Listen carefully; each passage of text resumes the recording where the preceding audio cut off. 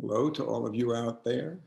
Today, March 12th, another question and answer session from Gruhn Guitars in Nashville. I'm George Gruhn, reachable most any time at my email address, george@guitars.com, or at the shop phone number, 615-256-2033.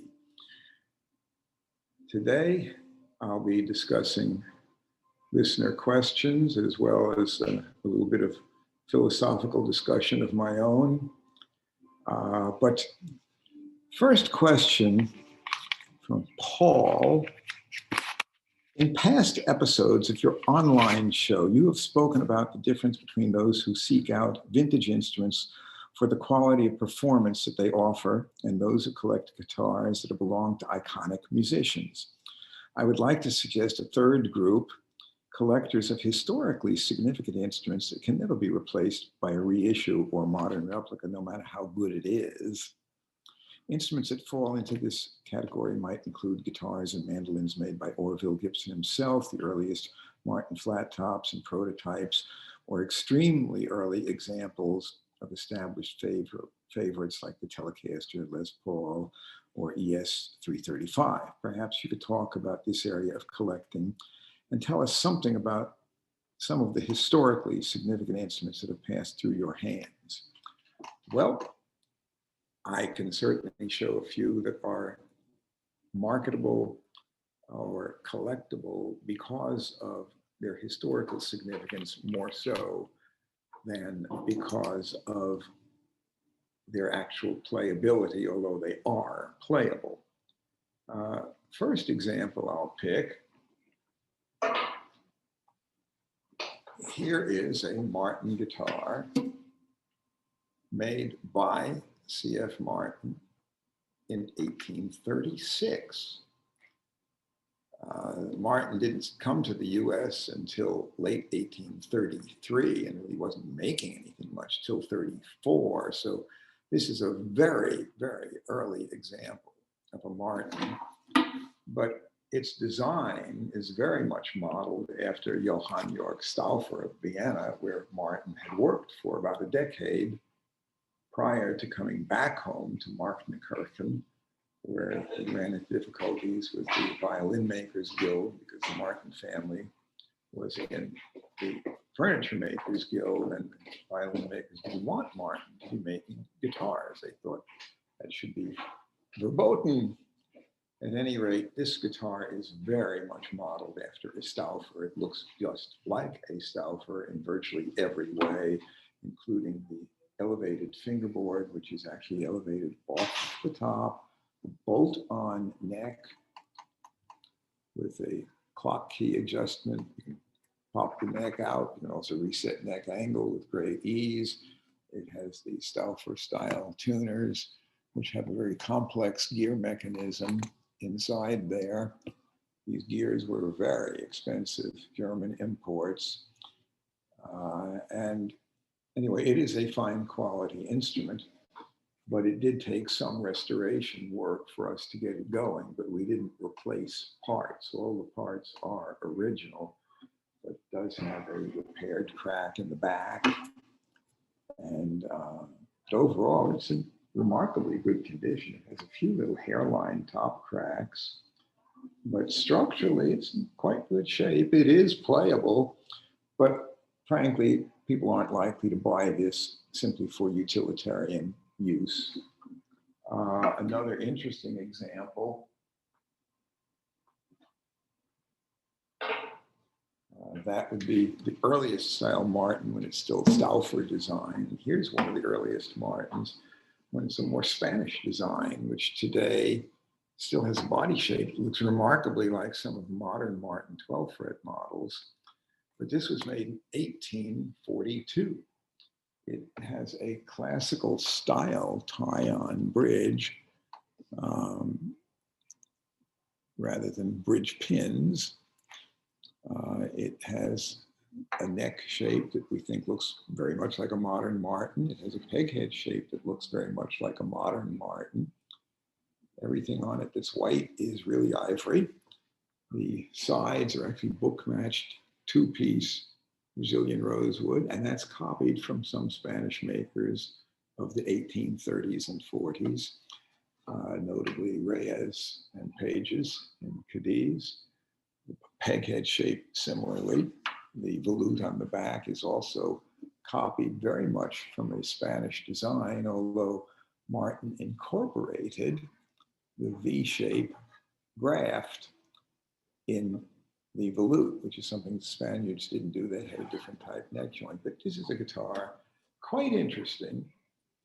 And it did require some restoration work. But again, we didn't replace a bunch of parts. We restored, when we did a restoration, we did some restoration and repair to keep it playable, but not to change the basic soul of the instrument. We did not replace old parts with new parts.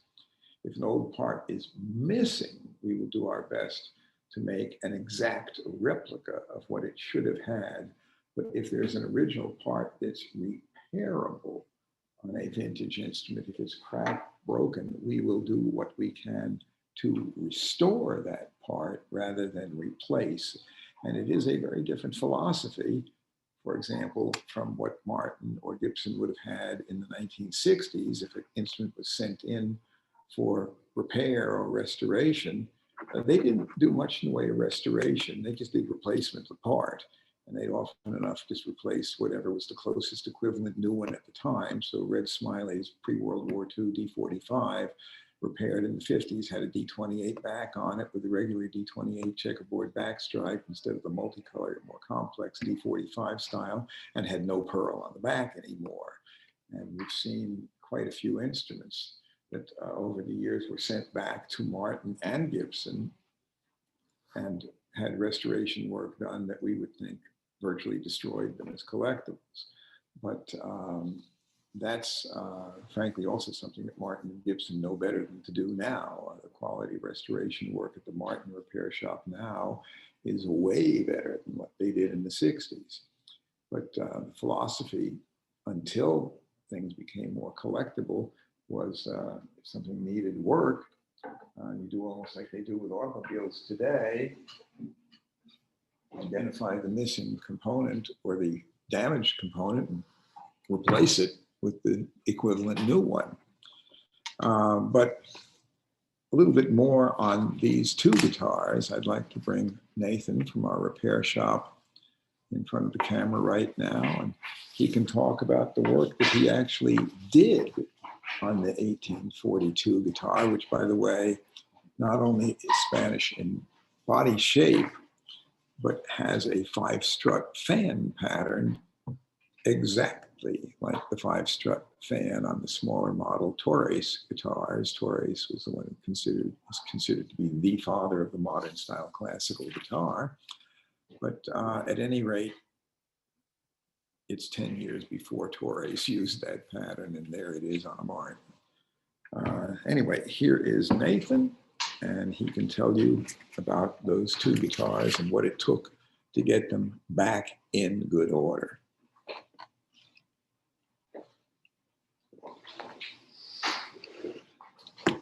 Good afternoon, everybody. Nathan Gallagher here at Gruhn Guitars in Nashville, Tennessee. As George said, we have a couple very special instruments to show you. These instruments are, I mean, getting to work on something of this caliber is a real honor for me. An instrument like this one from 1842, you know, I did some research on this instrument. There may be some more just like this one, maybe not just like this. Aesthetics sort of changed in the early days. Nevertheless, this instrument was extremely well made. And I took it on a couple years ago for the restoration. And my main goal behind it was I don't want to remove any of this original guitar during the restoration process. I don't want to have to remove any of what's left of its original materials because it was so finely handcrafted. So mainly this instrument had a lot of cracks. It was so dry. all the pieces were here, but everything was dried.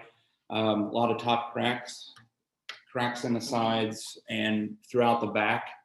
The bracing was loose and sort of laying in the bottom. And some of the pieces of marquetry, as you can see, right here and on the top were broken out and missing. So one of the more challenging aspects of this restoration was making new pieces. And for this instrument, 1840s CF was building the finest guitars that really anyone had ever known. So in the restoration process, I also wanted to make sure that you don't take shortcuts anywhere, but on an instrument like this, I'm gonna make sure everything's correct. So I went ahead and made some new pieces of the original marquetry here at the bottom, and then came back in and dyed and painted and made sure they connected nice and clean. Reglued the ivory, all ivory, original tie bridge. And if you look, it has a beautiful rosette as well. And once I got everything back in structural shape, as you can see, it came out. These instruments, when you take care of them, they will last longer than you. And if you can think of all the hands this one has passed through, it's truly something to behold. And these things are important, and they're important to save and save correctly, so they can continue to tell the tales of these great handmade guitars by CF. One other one very quickly, and this one's very special. So when you talk about CF's first guitars, this is what they looked like. When you think of what CF was making at the first factory, this is it. So you can see the influence, as George said, from his apprentice, Johann Stauffer. But this instrument, we had to reset the neck in it, and it has the beautiful old clock key, so we could just undo the neck and it comes out. Reset the neck angle, and a lot of structural repairs, and redid some pieces of marquetry here on the corner and around the top. And our great repair guy, this instrument was repaired not by me, but by David Kriesel, another great acoustic repairman upstairs. They're all great guys up there, but he remade one of the hearts even here at the bottom. And but yes, these guitars are very important to keep. And one last thing I'd like to leave you with before I go is when George was talking about the Stauffer style tuners, and he was talking about how expensive they were, that is no doubt. And they were actually so expensive that they were 50% of the cost of the original raw materials to build this. So that's why it was tough to continue forth with it. But anyway, 1840, 1842, and 1834, 36, sorry, 1836 Stauffer, made by C.F. Martin at the original factory. This is the reason I wanted to work here. So I'm going to leave you all with George. Have a great afternoon.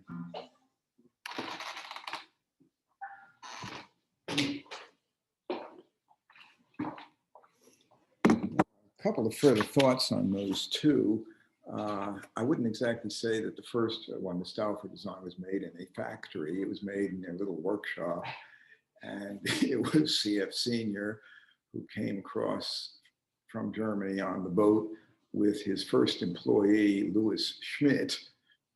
And this guitar was probably made by CF and Louis Schmidt, but they didn't have anything you would remotely call a factory.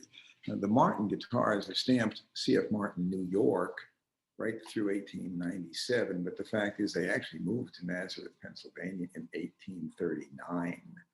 So only a very brief period truly in New York City. Much of that was Stauffer design, although they were just starting to do some Spanish design by even the late 1830s before they moved.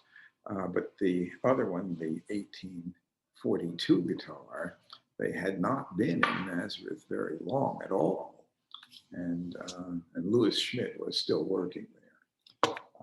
But it was still a small company. Even in the year 1900, Martin was still a very small company by today's standards. It was, yeah, frankly, you could call it a workshop more than you would call it a true factory, although well, you might call it a small factory, I guess, because even in CF Senior's lifetime, they did get a steam engine that could do belt-driven machines. So they could have belts running through the building. That wasn't necessarily the safest thing. They didn't have safety standards like today. But at any rate, those are examples of things that, yes, indeed, some stuff is historically very, very significant and not purchased strictly for playability. But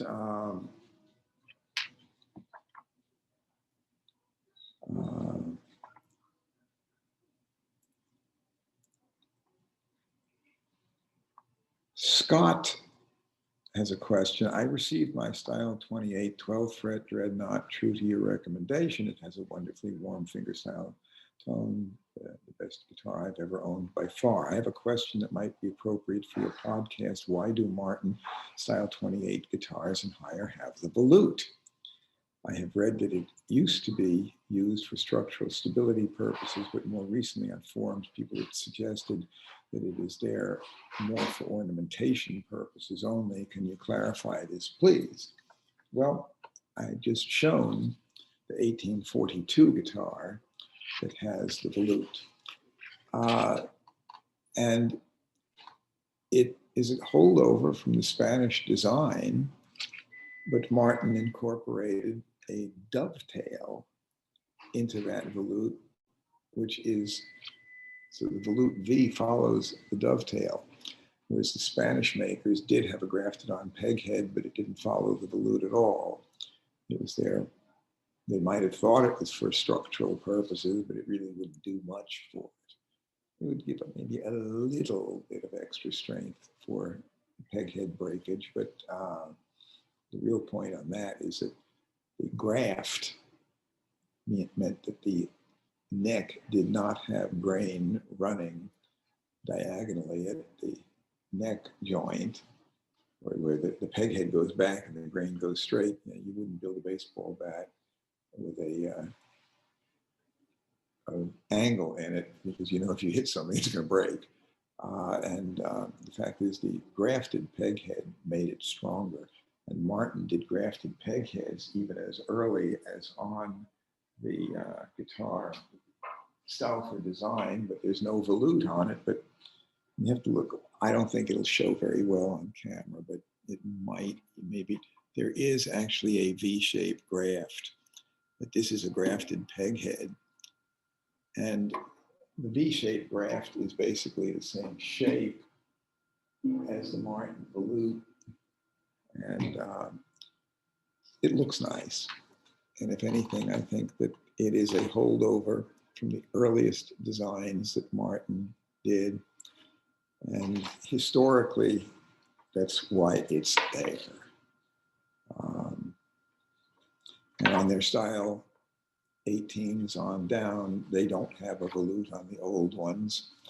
And I don't notice that there's any more problems with peg head breaks on Martins that don't have a volute than those that do.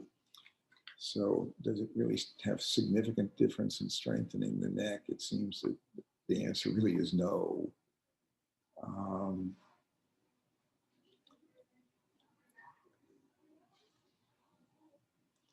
John says, have you noticed how picky people can be about neck shapes? Yup, they are. How did you come to select the neck shape used on your sinker and 28 style guitars? Did you give any thought to selecting the modified V or full thickness shape? I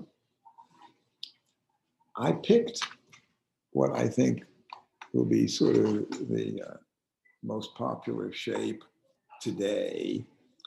The early necks varied considerably depending on year and model. Actually, the contours on the neck on that early Martin, the 1842, and even on the Stauffer style are very comfortable necks and surprisingly modern in feel. The 1842 neck is, you might call it a modified V, but it's certainly not a very sharp V. It's a remarkably modern feeling neck and has some V, but it's sort of modified V because it's a very soft V, just barely V-shaped, and quite remarkably similar to a modern Martin neck. In the 1930s, right on up through early 39, the necks were modified V, but they got remarkably thicker as they went up, so that the thickness of the neck by the 10th fret was, the depth of the neck was quite different, aside from the fact that they angle, they're wider at the 12th fret than they are at the nut, but the thickness also got considerably greater, and most modern players don't prefer that. If you're going to be a totally accurate vintage replica for the mid-1930s, that's what you would do, but if you want to sell it to most modern players, we prefer a more modern contour. And I just thought I'd select what sells well. And 1 3/4 inches at the nut width is what we settled on. It's what is standard for Martin today. It's what was standard for Martin up through early 1939. They switched after about the first quarter of 39, but if you have the right neck contour, 1 3/4 feels great and doesn't feel overly wide. If you make the neck sort of C shape in cross section, it's comfortable. If you make the neck more D shape, 1 3/4 feels kind of big. But the width is one factor in how a neck feels. The depth and the contour in cross section has a tremendous impact. And we picked what the majority of our customers seem to like. Can we please everybody with one shape? No. But we can't, or we don't want to make necks in a dozen different contours. We picked the one that sells well and will please 95 to 98% of the people.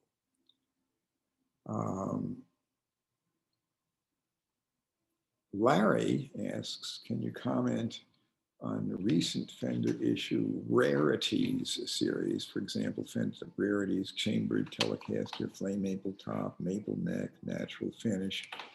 Well, these are a series that apparently started in 2019. They feature top quality woods, designs, finish, and electronics were all designed by Tim Shaw, who used to work for Gibson and has more over quite a few years now has been working for Fender. He's a very talented designer, and he definitely knows what he's doing so far as structural and electrical components for guitars. So he's familiar with acoustic and electric guitars. These instruments feature woods such as well-figured maple, highly figured ash, mahogany, figured koa wood. But as far as rarity, well, you can call it a rarities collection, but they're not copies of vintage rare guitars. They can be rare because they don't make very many, or if it's a limited edition. But vintage instruments that are rare can be collectible, but still it's even there. Rarity alone is not what makes guitars great. What makes guitars great is that they were great to begin with. They fine design. First and foremost is design, so far as quality. And without good design, you can have great workmanship and great materials, but if the design is bad, it doesn't fly.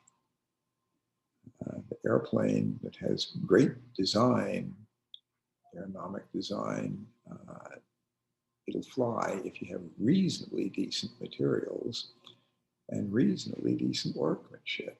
But if you have poor structural workmanship, you might be 30,000 feet up in the air and the wings fall off. That's bad. If you have poor materials, but they're structurally unstable, that's bad news. But they don't have to be beautiful. And some items don't even have to be durable over a long time to serve their purpose.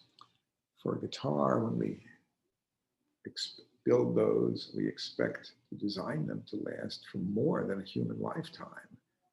I've shown you guitars that are well over 150 years old, pre-Civil War, and they took some work, but I can show you some that are almost as old as that were just beautifully cared for in the right temperature and humidity and not beat up and needed zero work. I have a beautiful 0042 Martin that looks almost new, and we didn't have to do any work on it, but put some new strings on it, and it looks almost perfect.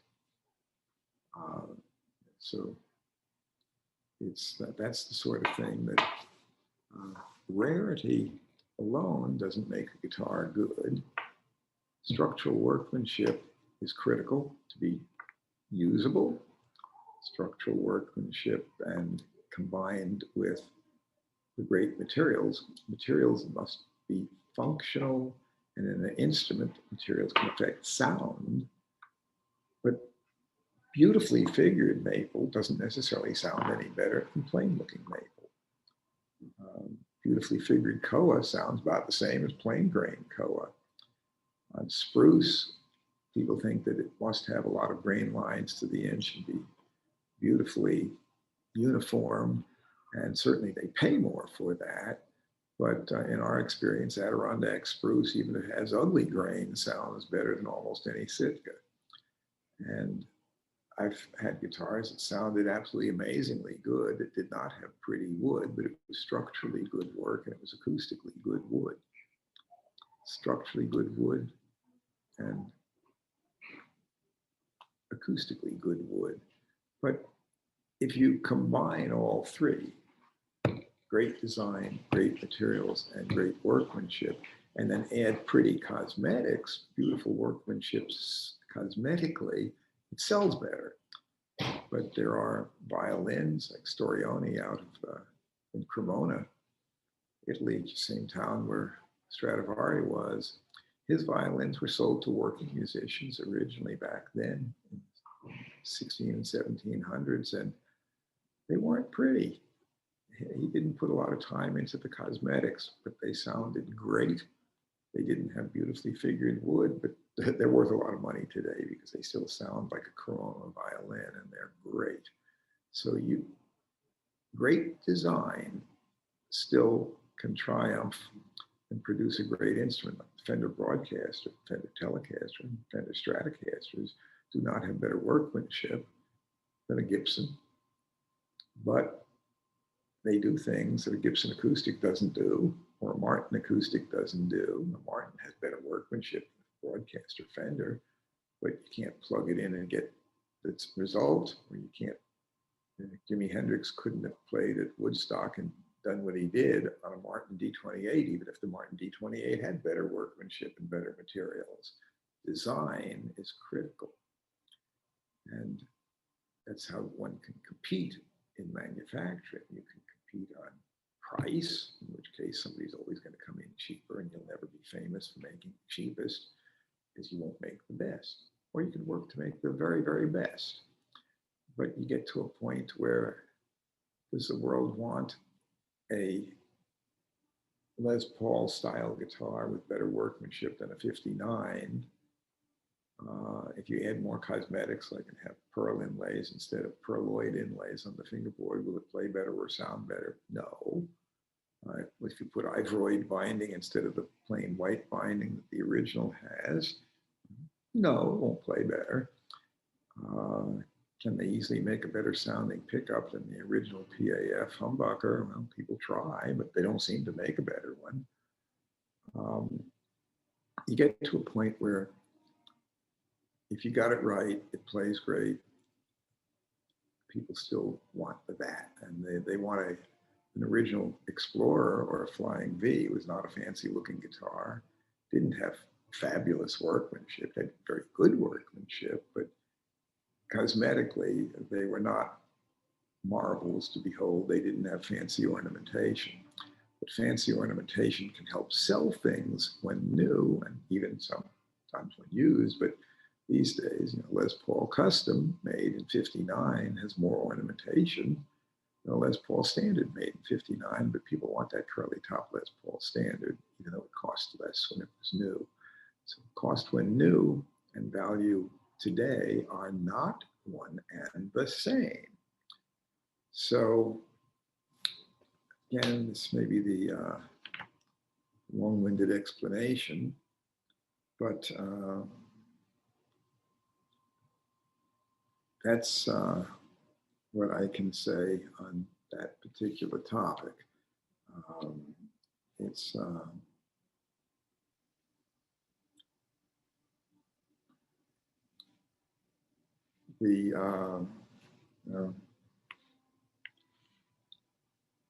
Ted says, I'm a fan of your guitar podcast and I have a question about Fender and Gibson electric guitars collectability. I know you consider the 50s up until the end of 64 as the golden era and the 70s as cost-cutting time and generally inferior instruments. My question to you is, what do you think of the instruments Fender and Gibson were making from 65 until the end of 69 in terms of build quality and collectability, specifically electric guitars? And are there any models you would recommend?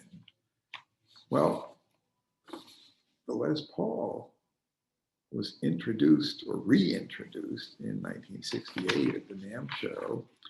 And the 1968 Les Paul Gold Top Standard with P90 pickups, gold top finish, and the Les Paul Custom, which was black and had an ebony board and had the ornamentation similar to the originals, were really quite good. They had one-piece neck with little ears on the side of the neck, but the basic neck was not the later three-piece that came in 69. And the peg head was still the shape and size of the original ones.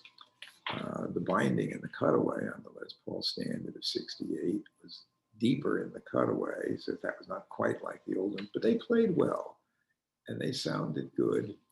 And certainly today, a really clean, fine example can be pushing $20,000. So that's one of the very best guitars of the period you're talking about. And the fact is, there were even a few guitars in the early 70s that were really good. When they had the Medallion series in the early 70s, the Firebird 5 Medallion model was a very good guitar. The Flying V Medallion model was nowhere near as good as the design of the original V of the late 50s. And it doesn't excite me, although there are still people who pay a lot of money for one. They're rare, but so far as I'm concerned, it's not near the quality guitar. The Firebird 5 in the Medallion series looked almost identical to the original and was the same neck through body construction, banjo style pegs, the right type tuners, and it was really quite a good guitar. For Fender, in 68, the pink paisley and the blue floral Telecasters and matching color bass, Telecaster bass, are quite collectible today. And the rosewood, solid rosewood Tellies that were made in the late 60s, they didn't make very many, but George Harrison had one of the prototypes. Those are good. They are interesting. And so that's an example. Yes, there are things like that. Plus, you have to figure that there were still individual luthiers, like Jimmy DeQuisto was active at that time, and his guitars did not go through any period that would be considered bad. But that's an individual luthier, not a major company. So it's not like CBS running Fender or Gibson after McCarty left, when management changed and quality really changed. But there are still some examples of models that were made in that period that I do not consider to be a golden era period that are still really fine pieces. So I still don't rate them though as being like the pre-CBS Fender.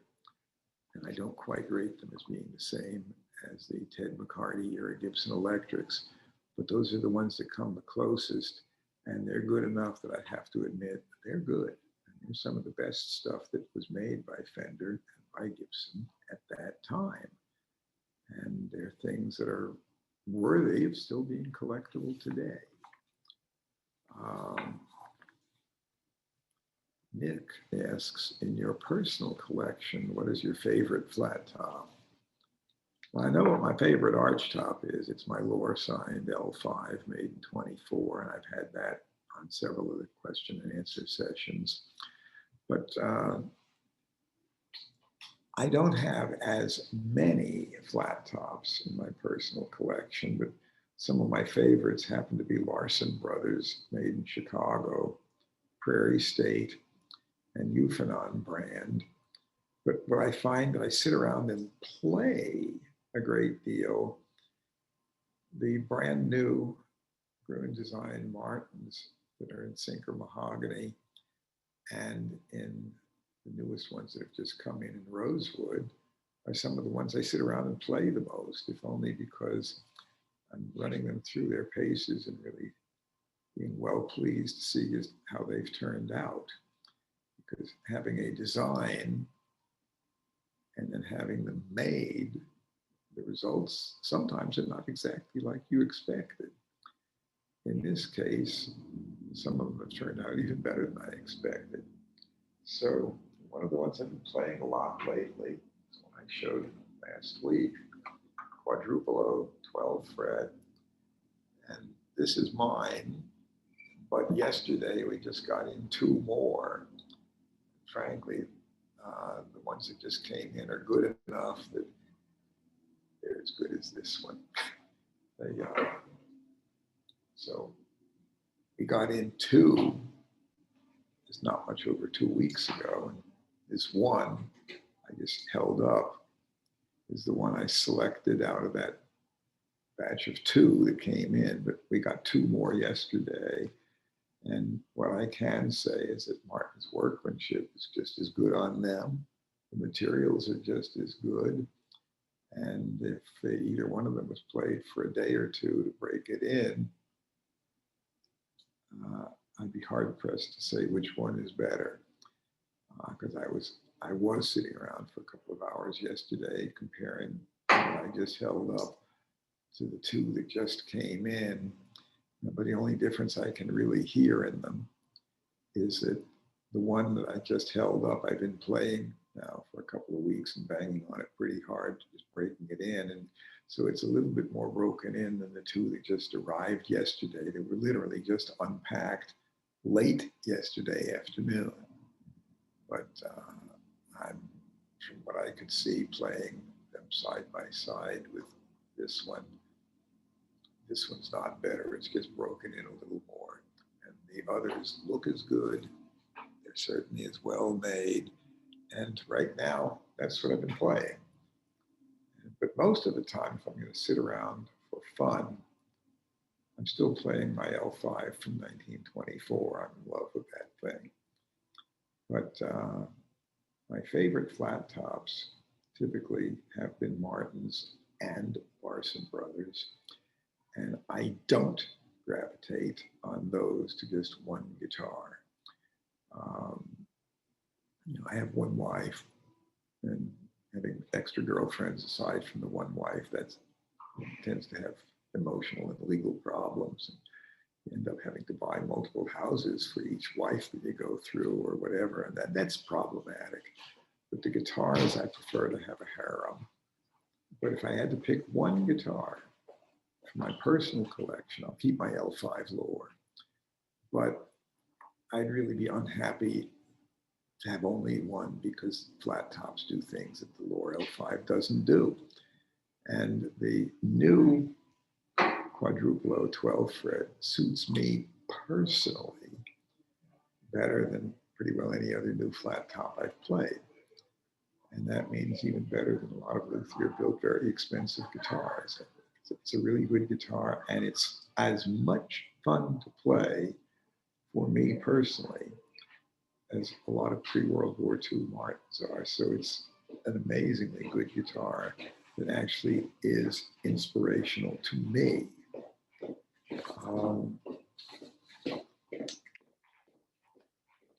I would like to discuss now something that is not a listener question, but that has been sort of brought up a number of times, and that is in restoration and collecting, where do you draw the line on what you can replace, or where effectively is the persona of the instrument?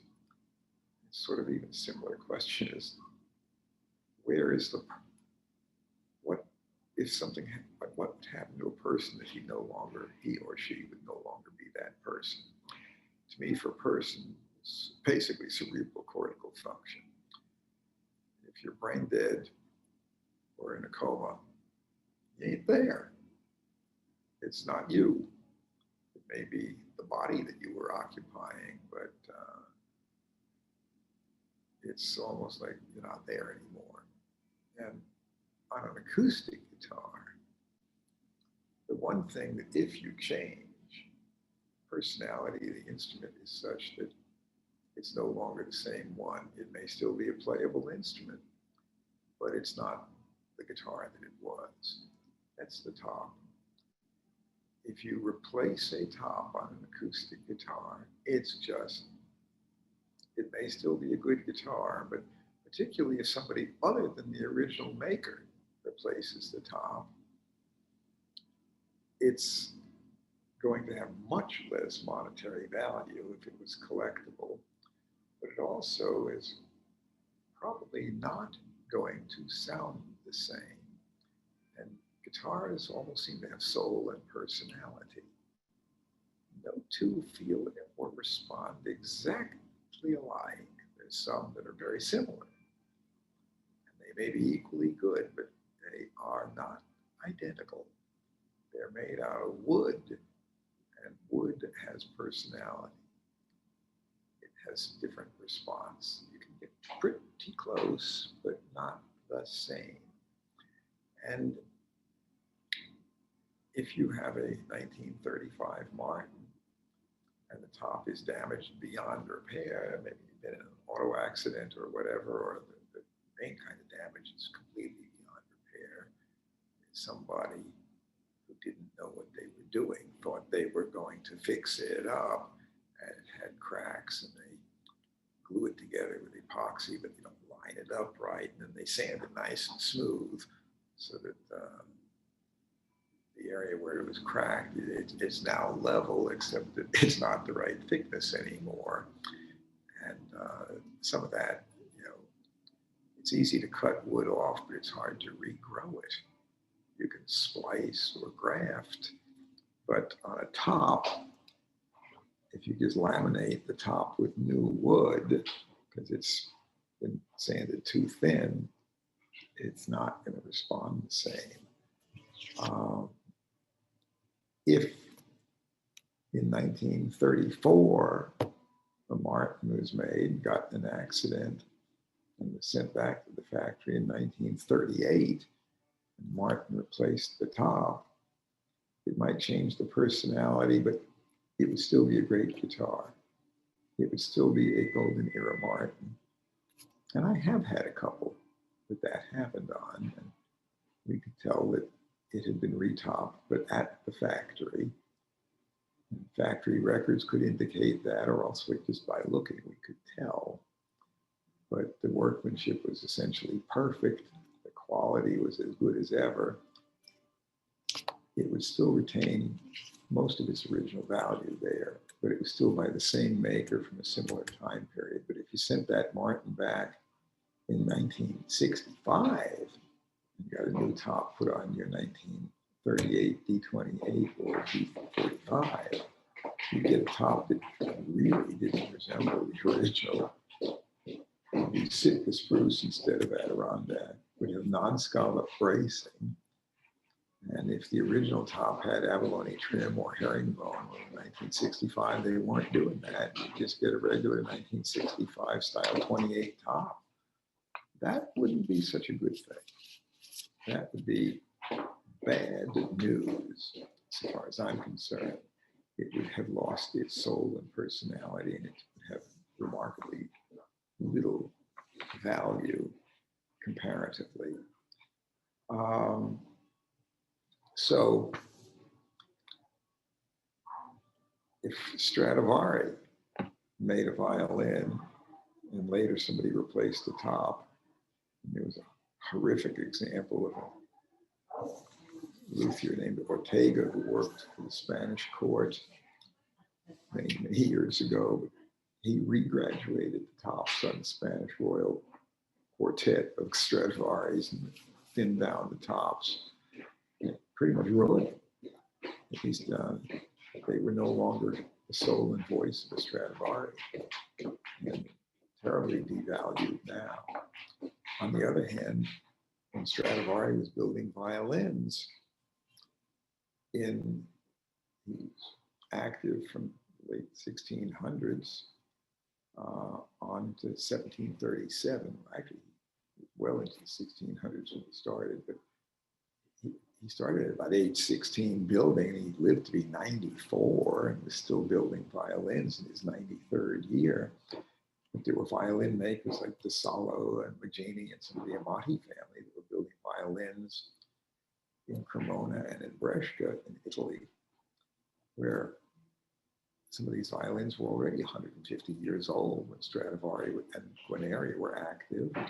If there were a damaged Amati brought to Stradivari and he put a new top on it, would it be devalued? I don't think so. It wouldn't be the personality of an Amati, but it might actually bring more money today than if it had the original Amati top.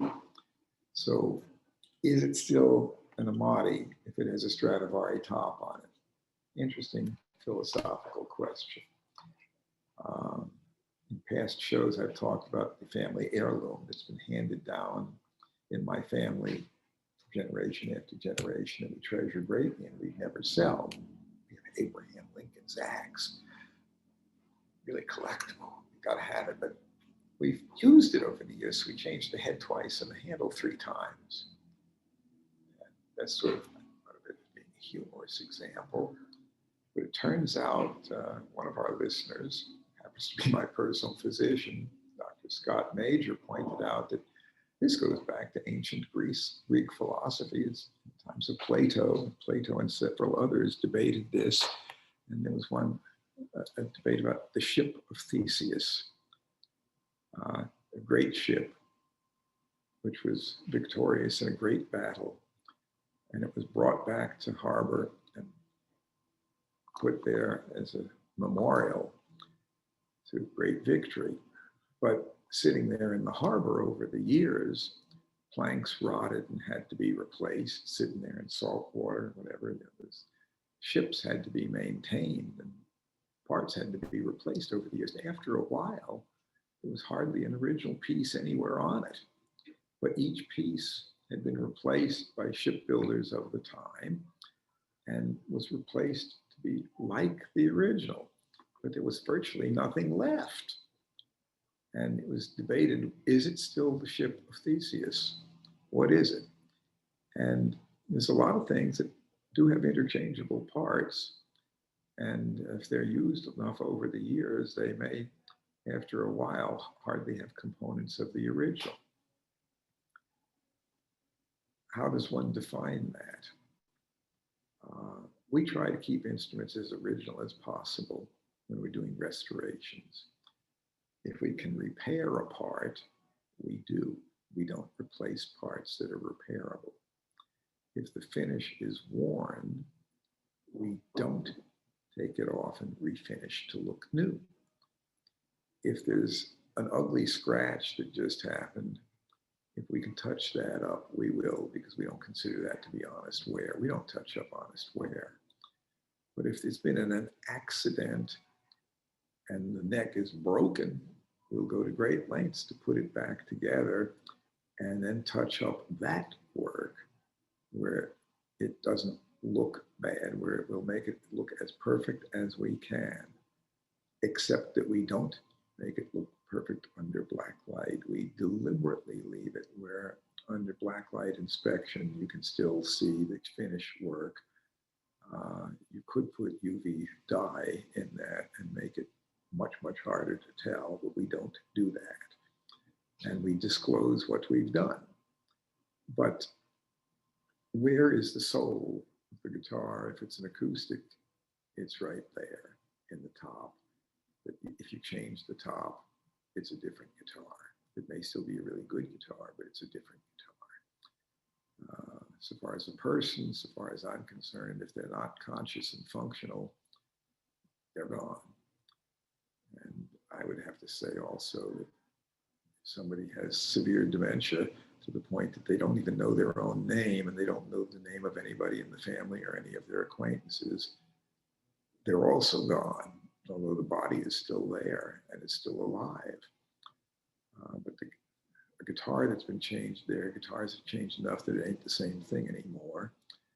And even some of the companies today, Gibson, they have the name legitimately, legally. They have all the trademarks and patents that are those that are still valid.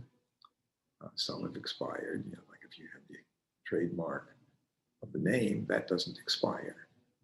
But the patent on the truss rod, adjustable truss rod, they did that in 1921, and you could renew it once, but now anybody who wants to can make a guitar with an adjustable truss rod in the neck. But Gibson is no longer in Kalamazoo. They don't have any of the original equipment. They don't have any of the original people. They're not in the same city. They're not in the same building, but they're still Gibson. But when they make Les Paul 59 models or other models, they'll go out and get an old one and they'll study it, and they may measure it to within 1,000th of an inch so that they can make it the same, but they don't have the original tooling. So somebody else could make a guitar that looks like that, but they wouldn't be authorized to do it. You could say the same about Fender. Different ownership, different equipment. And today, a lot is done with CNC machines when none of those originals had CNC work. But still, Fender and Gibson are most definitely, legitimately, the owners of those trademarks. And we could say that the company has gone on, but there's others like Guild that changed ownership multiple times in multiple different locations. And many of the models are different from the originals. Where does one draw the line? The answer is Greek philosophers could debate this at great length, and still they can be debating it today. Do I have absolutely definitive answers? Maybe not. But to me, the soul of an acoustic changes, and it's no longer the same instrument if it has a new top. If it has a new top by the original maker in the original time period, it still may be a real Martin or a real Gibson. And it may be just as good as the original, but it's still a different guitar. But it might be worth as much. If it's a Stradivari top on an Amati, it may be a better instrument than the Amati was to begin with. And it would still be highly collectible, but it is a different instrument. If it's an electric guitar, an example, Mike Bloomfield's Telecaster turned up recently, except that some bozo converted it to a left-handed and took a hacksaw and cut a left-handed cutaway in it. And it no longer had its original pickups. It had period Fender Telecaster pickups, but they weren't his. To me, it's not really a memorabilia piece anymore, as far as I'm concerned. He wouldn't recognize it as the same guitar, and it wouldn't sound or feel the same.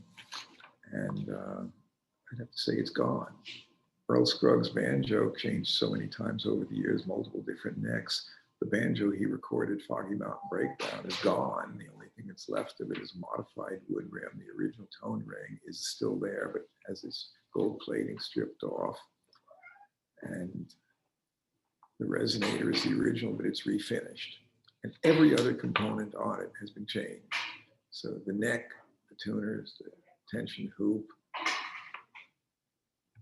the tailpiece, all the bracket hooks, they're all replaced, and the original components that are there have all been modified. Like original plating, gold plating's gone from the tone ring. The wood rim's been cut to fit a non-original flange. Instead of milling the flange to fit the original wood rim, they cut down the wood rim to fit a non-original flange, and the resonator refinished. So it's still Earl's banjo because it's the banjo he had when he died, but it's not the same banjo he had before. But the Greeks can still debate about the Greek ship of Theseus, and philosophers tend never to quite resolve anything absolutely. But to me, the soul of an acoustic is in its top. And if you change it, it's not the same guitar. And an electric guitar, even on a solid body, the body is important. And if you route the body for different pickups, you've irrevocably changed it. If you change the electronics, and you take a Telecaster and you put in Gibson humbucking pickups, and you route the body and you refinish the body, its soul has flown. It may still be a playable guitar, but it's no longer that guitar. But if somebody like Elvis had a guitar and he modified it in such a way that it's no longer what it was still his, and it can still be great memorabilia if you leave it exactly as he did. But if you take his guitar, or if you take Mike Bloomfield's guitar and you cut the body, and you put in different pickups, it's no longer his guitar. It's a different guitar, and it's not memorabilia in the best sense of the term. Anyway, so much for that.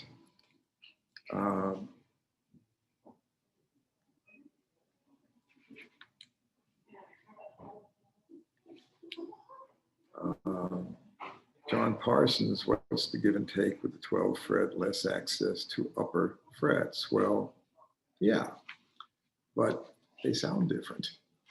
And 12 frets clear of the body is all that Segovia or John Williams or any of the classical players ever had. They do typically have greater volume and more sustain, and it's a different type of response and balance. And there's a certain tone on 12 fret guitars in Martin that is just difficult to duplicate in a 14 fret guitar. And some of our best-selling guitars on our custom design work are 12 fret models, but we do 12 and 14 fret models. Dennis Banks says, what sort of feedback are you getting on the 50th anniversary Martins that you designed? And I own two that are just beginning to open up.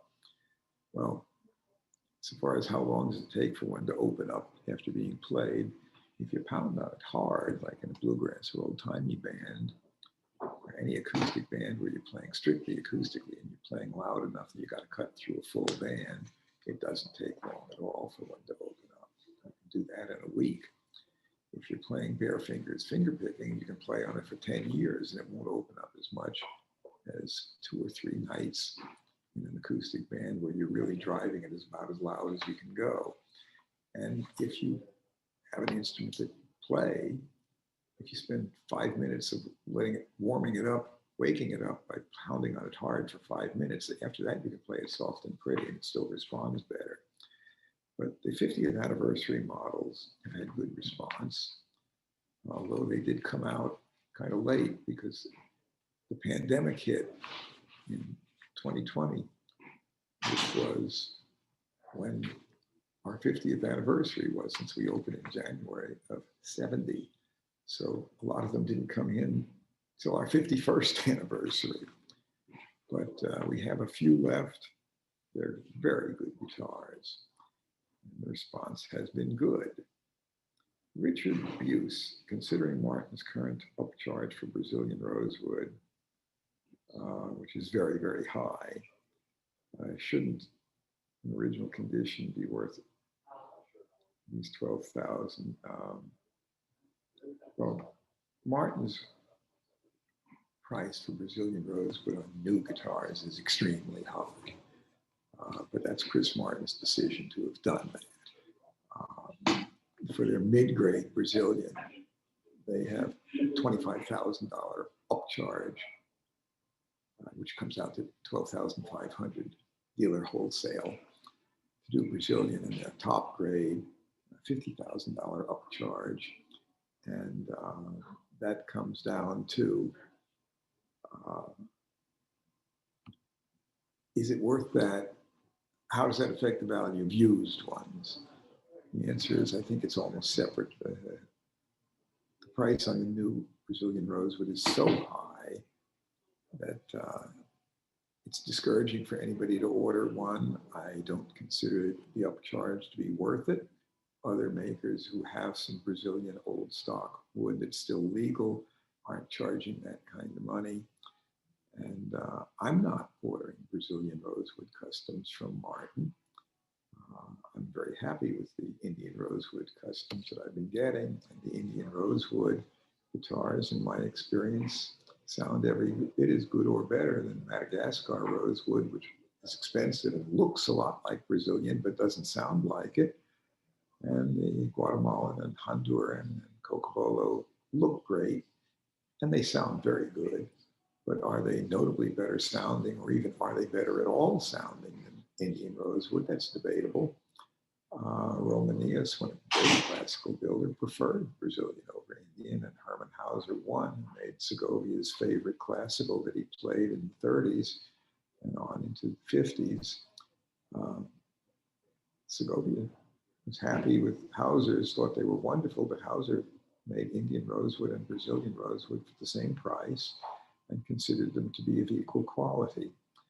The price of what some manufacturers charge for new does not necessarily affect the value of used and vintage instruments, or at least only loosely so. Yes, Brazilian rosewood used guitars will bring more money than Indian rosewood, but do they bring so much more that it matches the price that Martin would charge wholesale for Brazilian versus Indian? The answer is no, they don't. And did prices of vintage Martins go up dramatically after Martin dramatically raised the price for Brazilian rosewood? The answer is no. I didn't see any change in what used ones would bring.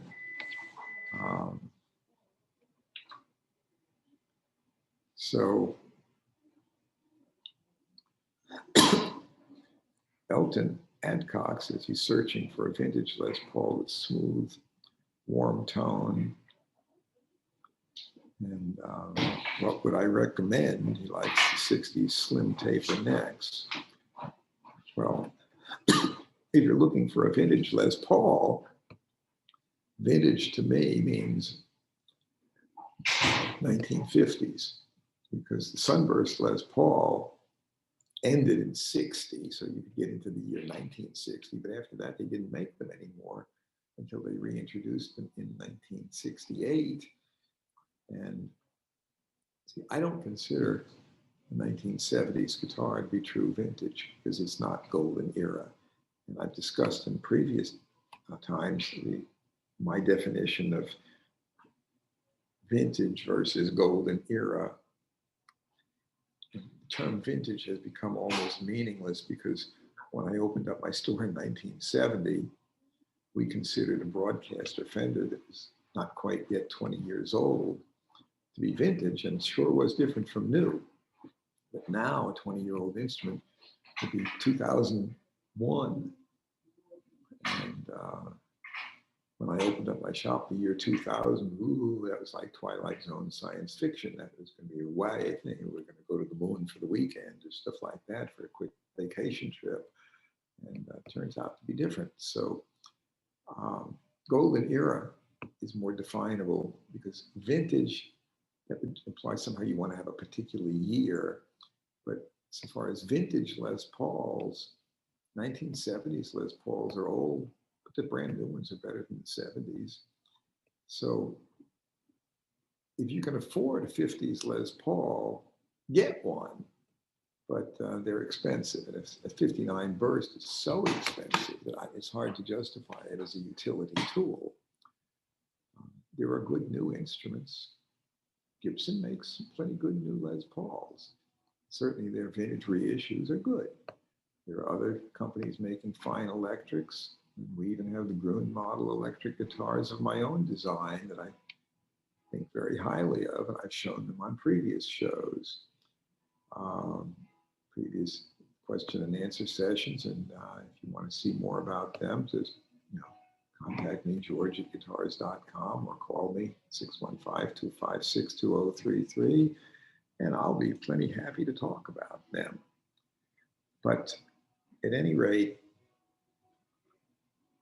vintage is a term that I think has become strained for me to use, because stuff can be 50 years old and be decidedly non-collectible and not historically important and not even as good as a new. It used to be, when I opened up my store in 1970, that the quality of the new ones in 70 was nowhere near as good as what you can buy used. And a lot of professional musicians were using used and vintage instruments because that's where the sound was. But today, there are good new ones that still acoustics I enjoy playing. And there are certainly new electrics I can also say are absolutely stage-worthy, good instruments. A professional musician does not have to go out and buy a used one in order to have something that's stage-worthy, whereas in the early 70s, it was just about to that point where if you wanted to really sound good on stage, you had to get an old one. But older was not all that old by today's standards, because in 1970, the oldest Stratocaster in the world, well, it wasn't used in 1954. And start thinking about it. Today, I've been in business for 51 years. But in 1970, 50 years old was 1920. Even my Lore F5 hadn't been invented yet. And there were no electric guitars in 1920. The world changed. But today, the golden era pieces are still the same ones that were golden era pieces when I opened up the store in 1970.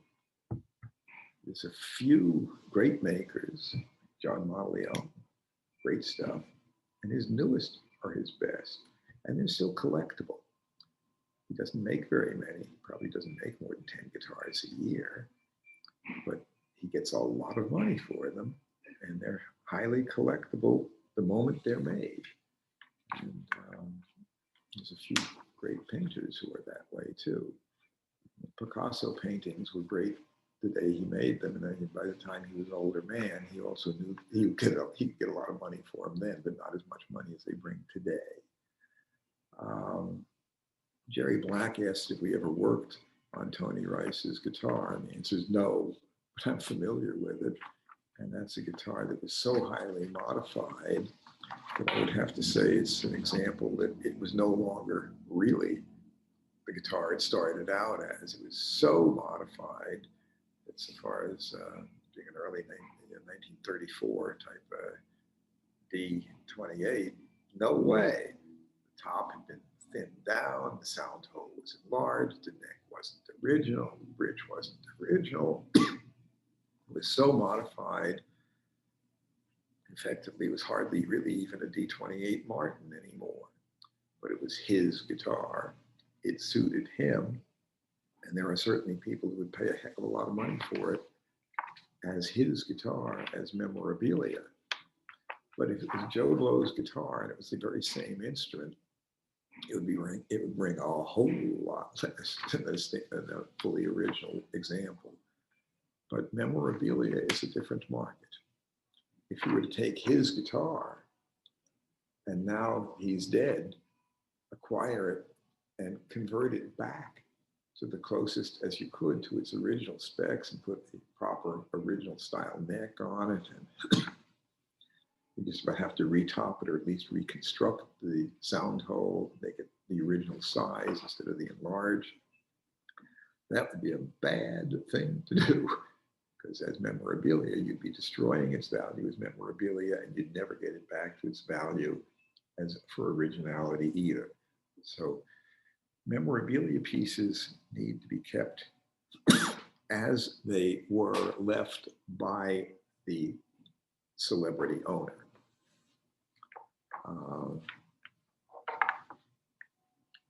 And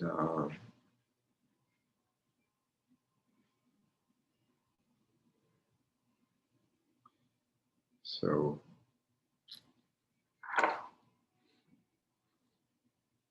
that pretty well covers a lot of the reader and listener questions for the day. But again, going back to Theseus' ship, every day we are actually confronted with variations of that very same question. How to approach repair, how much to do, what not to do. And when it comes down to appraisal values, again, it has great impact on what an instrument will appraise for and how much we will ask for it as a result. So what things do we take into account when we're appraising an instrument? One is, of course, who made it, the make, the model, the year, its physical structural condition. Is it in good structural condition? Then next, is it cosmetically in fine condition? Then somewhere along the line, we'll be concerned with rarity. If something is common and readily available, it's probably going to bring less money than if it was really rare and highly sought after. But there are some things that are not incredibly rare, but where the demand versus the supply is out of whack, where the demand is 100 times the supply. And people want them desperately. A Sunburst Les Paul Standard from 1959 is considerably more common than a lower signed L5, like the one I like so much. But the number of people who actually want an L5, just like mine, a non-cutaway, not highly ornamented, but very, very fine quality guitar, 16-inch wide non-cutaway arch top with dot inlays on the fingerboard, and D. Gibson and a little flower pot inlay on the peg head. Nice flower pot, looks good. That flower pot, yay big, so it's maybe not a little flower pot, but the point is it's not a fancy looking guitar. It's triple bound body, just white, black, white, top and back, and on the neck, and on the pick guard, silver plated metal hardware. Not gold plated, but it's silver plated. And a sort of dark Cremona brown sunburst finish, arch top F-hole, no binding in the F-holes. Not super fancy, but it cost $275 new in 1924, plus $25.50 for the case. That's back when a Model T Ford was $265. The point is, a Sunburst Les Paul in 1959 was only $265. And inflation adjusted, that means that lower L5 was way more expensive than the Sunburst Les Paul was when it was new. But the Sunburst Les Paul was a whole lot more people want one. So anyway, all of those factors go into play in doing an appraisal. And if it's a memorabilia piece, it's who owned it and how much did they use it. If Johnny Cash had 100 guitars and this was one of his, but he barely ever used it, that's not going to bring as much as one that he was on TV with a lot. So all of those factors go in there. But in general, if it's memorabilia, you need to keep it the way it was when the artist had it. Even if he modified it, keep his modifications the way it was. Don't fix it up. And people sometimes come in and they also say they have granddaddy's guitar and they want to fix it up. Oh, they treasure it. They never ever sell it, but they want to refinish it, and they want to, you know, they want to do all sorts of things to change it, to make it look perfect. If they really treasure great granddaddy's guitar, make it playable, but don't make it look completely different than it was when great granddaddy had it. But if it's unplayable, if it needs a neck set or it has a crack that needs repair, do that, but make sure it's done right.